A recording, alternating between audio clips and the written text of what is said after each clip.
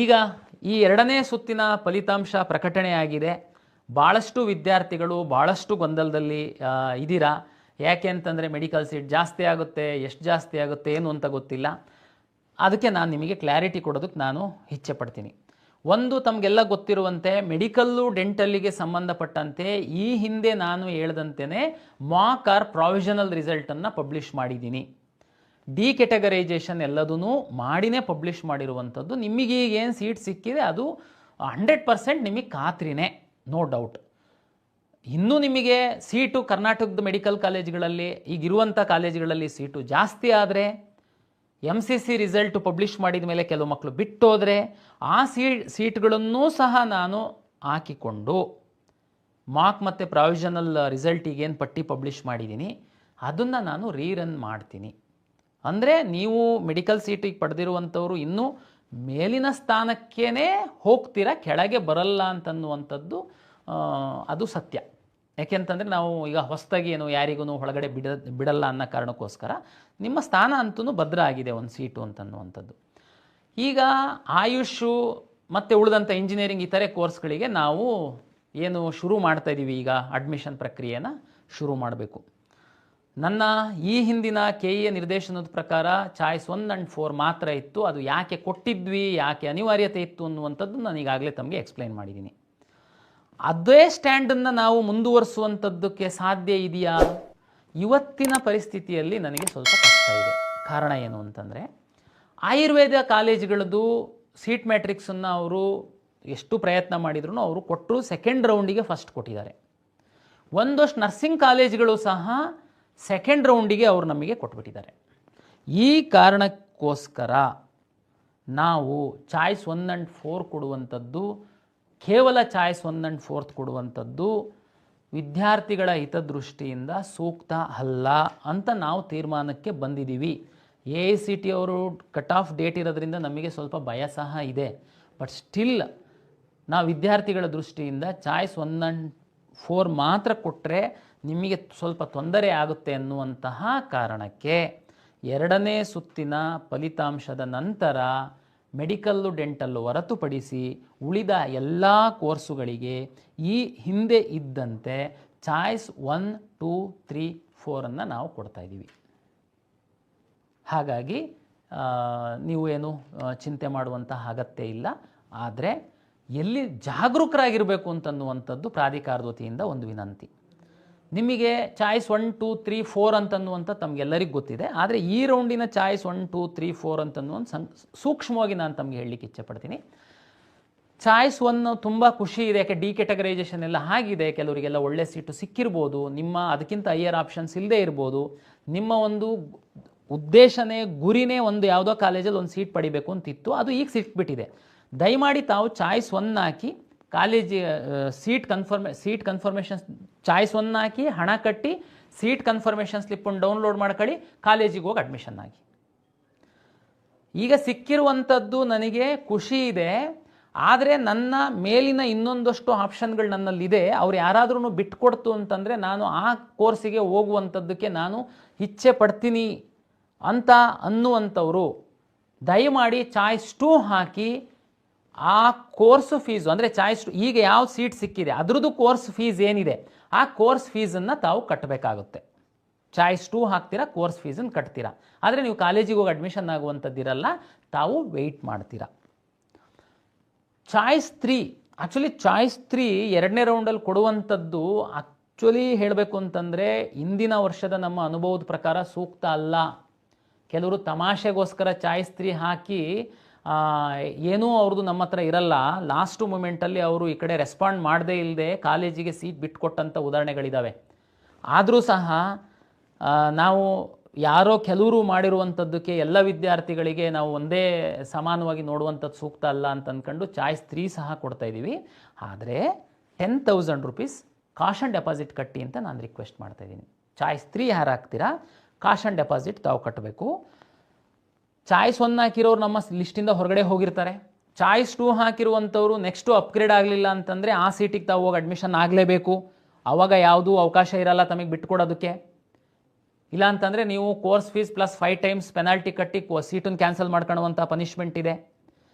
Choice 3 ಹಾಕಿರೋರೆ 10,000 ಅಲ್ಲ ಕಟ್ಟನ? No, 10,000 ಕಾಶ್ on deposit ಕಟ್ಟುವಂಥದ್ರ ಜೊತೆಗೆ choice 3 ಅವರು, ಚಾಯ್ಸ್ 3 ಅಂದ್ರೇನು, ಈಗ ನಿಮಗೆ ಸಿಕ್ಕಿರುವಂಥದ್ದು ನಿಮ್ಮ ಖಾತೆಯಿಂದ ಸೀಟು ಬಿಟ್ಟು ಹೋಗುತ್ತೆ, ಉಳಿದಂಥ ಎಲ್ಲ ಆಪ್ಷನ್ಸ್ಗಳಿರುತ್ತೆ. 10,000 ಕೊಟ್ಬಿಟ್ಟು ಸುಮ್ಮನೆ ಕೂರುವಂಥದ್ದಲ್ಲ, ನೀವು ನೆಕ್ಸ್ಟ್ ರೌಂಡಲ್ಲಿ ಕಂಪಲ್ಸರಿ ಅಡ್ಮಿಷನ್ಸ್ ಇದೆ.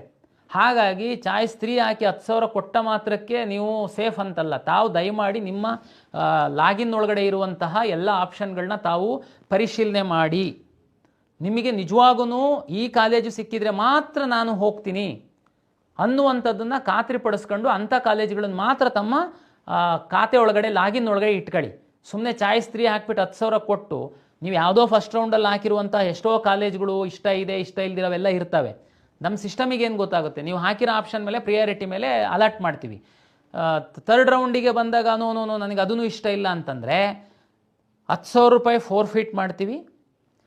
ಜೊತೆಗೆ ನಿಮ್ಮದು ಆ course fees plus 5 times penalty ಹಾಕ್ತೀವಿ. ಇಲ್ಲ ನನಗೇನು, ನಾನು ಬರೋದೇ ಇಲ್ಲ ಈ ಕಡೆ, 10,000 ರೂಪಾಯಿ ಅಷ್ಟೇ ಇರುತ್ತೆ ಅಂತ ನೀವು ಅಂದ್ಕೊಳ್ಬೋದು. ಆದರೆ ನೀವು ಎಲ್ಲೂ ಹೋಗ್ಲಿಕ್ಕಾಗಲ್ಲ ಕರ್ನಾಟಕ ಪರೀಕ್ಷಾ ಪ್ರಾಧಿಕಾರ ಬಿಟ್ಟು. ನೀವು ನೆಕ್ಸ್ಟ್ ಇಯರ್ ಸಹ ಬರ್ತೀರ, ತಮ್ಗೆ ಗೊತ್ತಿರಬೇಕು. ಲಾಸ್ಟ್ ರೌಂಡಲ್ಲಿ ಸೀಟ್ ತಗೊಂಡು ಅಡ್ಮಿಷನ್ ಆಗಿಲ್ಲ ಅಂತಂದರೆ ಮುಂದಿನ ವರ್ಷ ನೀವು ಕೌನ್ಸಿಲಿಂಗಲ್ಲಿ ಭಾಗವಹಿಸುವಂಥದ್ದಕ್ಕೆ ಅವಕಾಶ ಇರಲ್ಲ. ಈ ವರ್ಷ ಹೋದ ವರ್ಷ ಸೀಟ್ ತಗೊಂಡು ಅಡ್ಮಿಷನ್ ಆಗಿಲ್ದಿರುವಂತಹ 1,600 ವಿದ್ಯಾರ್ಥಿಗಳಿಗೆ ಈ ವರ್ಷ ನಾವು ಬಾರ್ ಮಾಡಿದ್ದೀವಿ ಕೊನೆ ಸುತ್ತಿನಲ್ಲಿ. ಅಂಥ ಪರಿಸ್ಥಿತಿ ಬರುತ್ತೆ. ಅದಕ್ಕೆ ಚಾಯ್ಸ್ 3 ಹಾಕೋರು 10,000 ಕೊಟ್ಟರೆ ಮಾತ್ರ ಅಲ್ಲ, 10,000 ಕಾಶ್ ಆನ್ ಡೆಪಾಸಿಟ್ ಕೊಡೋದ್ರ ಜೊತೆಗೆ ನಿಮ್ಮ ಲಾಗಿನ್ನಲ್ಲಿರುವಂತಹ ಎಲ್ಲ ಕಾಲೇಜುಗಳನ್ನು ತಾವು ಒಮ್ಮೆ ಪರಿಶೀಲನೆ ಮಾಡಿ, ನಿಮಗೆ ನಿಜವಾಗೂ ಸೀಟ್ ಸಿಕ್ಕಿದರೆ ಹೋಗ್ತೀನಪ್ಪ ನನ್ನ ಕಾಲೇಜಿಗೆ ಅನ್ನುವಂಥದ್ದನ್ನು ಮಾತ್ರ ತಾವು ಅಲ್ಲಿ ಬಿಡಬೇಕಾಗುತ್ತೆ.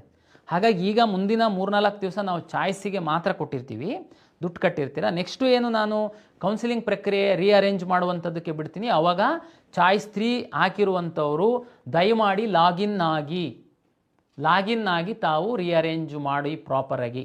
ಚಾಯ್ಸ್ 2 ಹಾಕಿರುವಂಥವ್ರು ಅಷ್ಟೇ, ಚಾಯ್ಸ್ 2 ಹಾಕಿರ್ತೀರ, ಮೇಲ್ಗಡೆದು ಹೈಯರ್ ಆಪ್ಷನ್ ತಗೊಳುತ್ತೆ. ಮೇಲ್ಗಡೆ ನಿಮಗೆ ಯಾವುದಾದ್ರೂ ಇಷ್ಟ ಇಲ್ಲ ಅಂತಂದರೆ, ಈಗ ಸಿಕ್ಕಿರೋ ಕಾಲೇಜ್ಗಿಂತನೂ ಸ್ವಲ್ಪ ಅದು ವೀಕ್ ಇದೆ, ನನಗೆ ಆಸಕ್ತಿ ಇಲ್ಲ ಅಂತಂದರೆ ದಯಮಾಡಿ ತಾವು ಡಿಲೀಟ್ ಮಾಡೋದಕ್ಕೆ ಅವಕಾಶ ಇರುತ್ತೆ. ಅದನ್ನು ಬಿಟ್ಬಿಟ್ಟು ಈಗ ಚಾಯ್ಸ್ 2 ಹಾಕಿ ಆ ಕಡೆ ತಿರುಗಿ ನೋಡದೇ ಇಲ್ದಿರುವಂಥದ್ದು, ಆಮೇಲೆ ಸಿಕ್ಕಿದಾಗ ನೋ ಅದು ಚೆನ್ನಾಗಿಲ್ಲ ಅಂತ ಅನ್ನೋದಕ್ಕಾಗಲ್ಲ. ಹೈಯರ್ ಆಪ್ಷನ್ ನೀವೇ ಹಾಕಿರ್ತೀರ. ಚಾಯ್ಸ್ 3 ಹಾಕಿ 10,000 ಕಾಶ್ ಆನ್ ಡೆಪಾಸಿಟ್ ಕಟ್ಟಿದ ಮಾತ್ರಕ್ಕೆ ನಿಮ್ಮದು ಮುಗಿಯಲ್ಲ. ನೆಕ್ಸ್ಟ್ ನಾವು ಕೌನ್ಸಿಲಿಂಗ್ದು ಎನೇಬಲ್ ಮಾಡ್ತಿದ್ದಂಗೆ ಲಾಗಿನ್ ಆಗಿಬಿಟ್ಟು ತಾವು ಪ್ರಾಪರಾಗಿ ವೆರಿಫೈ ಮಾಡ್ಕೊಳ್ಳಿ ನಿಮ್ಮ ಆಪ್ಷನ್ಸು.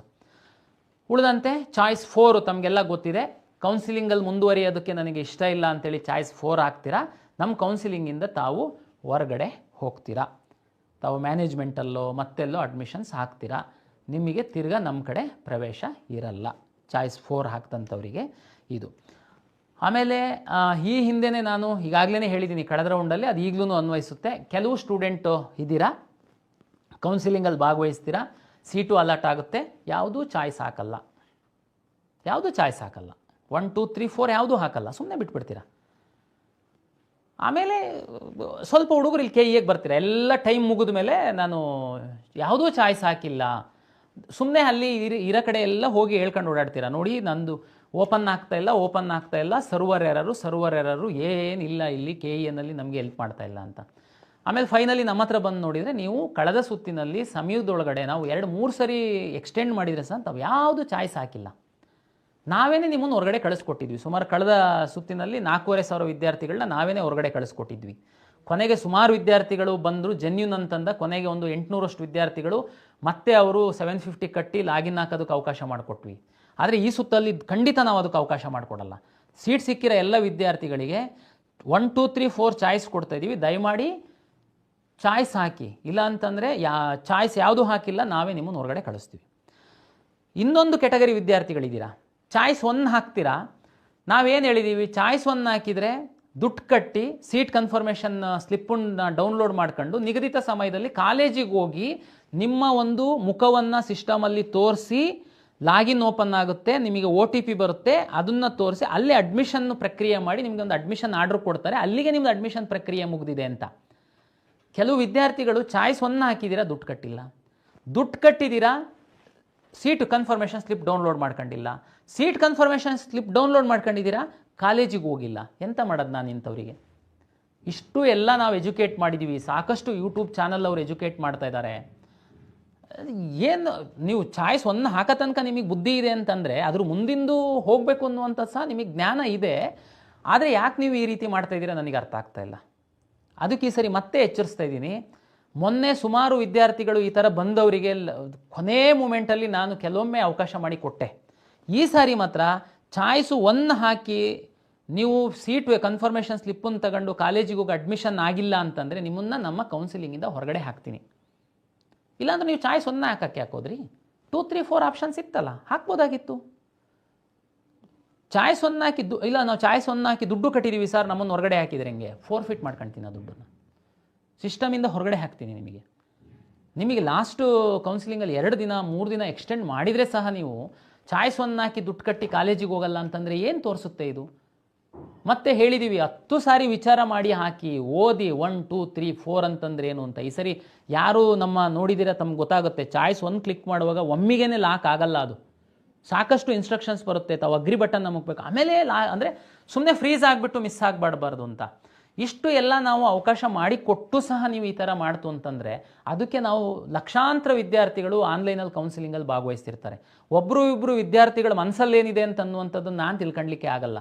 ಹಾಗಾಗಿ ನಮ್ಮ ಇನ್ಸ್ಟ್ರಕ್ಷನ್ಸನ್ನು ಓದಿ ಆ ರೀತಿ ತಾವು ಫಾಲೋ ಮಾಡಬೇಕು ಅಂತನ್ನುವಂಥದ್ದು ಎಲ್ಲ ವಿದ್ಯಾರ್ಥಿಗಳು ಮತ್ತು ಪೋಷಕರಿಗೆ ನಾನು ವಿನಂತಿಯನ್ನು ಮಾಡ್ಕೊಳ್ತೀನಿ. ಹಾಗಾಗಿ ಚಾಯ್ಸೇ ಹಾಕಿಲ್ಲ, ಹೊರಗಡೆ ಹಾಕ್ತೀನಿ. ಚಾಯ್ಸು 2 ಹಾಕಿ ಕೋರ್ಸ್ ಫೀಸ್ ಕಟ್ಟಲ್ಲ, ಹೊರಗಡೆ ಹಾಕ್ತೀನಿ. ಚಾಯ್ಸ್ 3 ಹಾಕಿ 10,000 ಕಾಶನ್ ಡೆಪಾಸಿಟ್ ಕಟ್ಟಲ್ಲ, ಹೊರಗಡೆ ಹಾಕ್ತೀನಿ. ಚಾಯ್ಸ್ 1 ಹಾಕಿ ದುಡ್ಡು ಕಟ್ಟಿ ಕಾಲೇಜಿಗೆ ಹೋಗಿ ಅಡ್ಮಿಷನ್ ಆಗಲ್ಲ ಅಂಥವ್ರನ್ನ ಸಹ ನಾನು ಸಿಸ್ಟಮಿಂದ ಹೊರಗಡೆ ಹಾಕ್ತೀನಿ. ದಯಮಾಡಿ ಇದನ್ನು ವಿಚಾರ ಮಾಡಿ ತಾವು ಚಾಯ್ಸ್ಗಳನ್ನ ಹಾಕಿ. ಚಾಯ್ಸು 4 ಹಾಕಿರ್ತೀರ, ಲಾಸ್ಟ್ ಟೈಮು ತಮಗೆ ಗೊತ್ತಿದೆ 3 ಮತ್ತು 4ಗೆ ಸ್ವಲ್ಪ ಫ್ಲೆಕ್ಸಿಬಲ್ ಕೊಟ್ಟಿದ್ವಿ ನಾವು. 3 ಮತ್ತು 4 ಚಾಯ್ಸನ್ನು ಹಾಕಿದ್ದಂಥವರು ನಮ್ಮ ಲಾಸ್ಟ್ ಡೇಟ್ ತನಕ ತಾವು ಅದನ್ನು ಇಂಟರ್ಚೇಂಜ್ ಮಾಡ್ಕೊಳ್ಬೋದಾಗಿತ್ತು, ಅಥವಾ ಮತ್ತೆ ಮನಸ್ಸು ಬದಲಾಯಿಸಿ ತಾವು ಚಾಯ್ಸ್ 1 ಕಾಲೇಜಿಗೆ ಹೋಗ್ಬೋದಾಗಿತ್ತು. ಈ ಸಾರಿ 4ಗೆ ಮಾತ್ರ ಅವಕಾಶ ಕೊಡ್ತಾಯಿದ್ದೀನಿ. ಏಕೆಂದರೆ 1, 2, 3 3ಕ್ಕೂ ತಾವು ಹಣ ಕಟ್ಟಬೇಕಾಗಿರೋದ್ರಿಂದ ಅದನ್ನು ನಾನು ಮತ್ತೆ ಉಲ್ಟಾ ಸೀದಾ ಮಾಡೋದಕ್ಕೆ ಪ್ರಾಕ್ಟಿಕಲಿ ನಮಗೆ ಕಷ್ಟ. ಅದು ಆ ಕಾರಣಕ್ಕೋಸ್ಕರ ಯಾರಾದ್ರೂ 4 ಹಾಕಿ ತಾವು ಹೊರಗಡೆ ಹೋಗಿದ್ದಂಥವ್ರು ಮತ್ತೆ ಇಲ್ಲ ನಾನು ಅದೇ ಕಾಲೇಜಿಗೆ ಹೋಗಿ ಸೇರ್ತೀನಿ ಅಂತಂದರೆ ಲಾಸ್ಟ್ ಡೇಟ್ ಒಳಗಡೆ ತಾವು ಮತ್ತೆ ಲಾಗಿನ್ ಆಗಿಬಿಟ್ಟು ಚಾಯ್ಸ್ 1 ಹಾಕಿ ಏನು ಫಾರ್ಮಾಲಿಟೀಸ್ ಇದೆ ಮುಗಿಸಿ ಕಾಲೇಜಿಗೆ ಹೋಗುವಂಥ ಒಂದು ಫ್ಲೆಕ್ಸಿಬಿಲಿಟಿನ ನಾನು ಅವಕಾಶವನ್ನು ಮಾಡಿಕೊಟ್ಟಿದ್ದೀನಿ. ತಮಗೆ ಬಹುತೇಕ ಏನು ಗೊಂದಲ ಇಲ್ಲ ಅಂತೇಳಿ ನಾನು ಭಾವಿಸ್ತೀನಿ. ಸಮಯ ತುಂಬ ಕಡಿಮೆ ಇದೆ. AICTE ಅವರು ನಮಗೇನಾದ್ರೂ ಟೈಮ್ ಎಕ್ಸ್ಟೆಂಡ್ ಮಾಡಲಿಲ್ಲ ಟೆಕ್ನಿಕಲ್ ಕೋರ್ಸಸ್ಸಿಗೆ ಅಂತಂದರೆ ನಮಗೆ ತುಂಬ ಕಡಿಮೆ ಸಮಯ ಇದೆ. ಹಾಗಾಗಿ ದಯಮಾಡಿ ನಾನು ಟೈಮ್ ಟೇಬಲ್ ಏನು ಕೊಡ್ತೀನಿ ಆ ಟೈಮ್ ಟೇಬಲ್ಲಿಗೇ ತಾವು ಸ್ಟಿಕನ್ ಆಗಿ ದಯಮಾಡಿ ಆ ಟೈಮ್ ಟೇಬಲ್ ಒಳಗಡೆ ತಾವು ಎಲ್ಲ ಪ್ರಕ್ರಿಯೆಯನ್ನು ಮಾಡ್ತೀರಾ ಅಂತೇಳಿ ನಾನು ಭಾವಿಸಿದ್ದೀನಿ.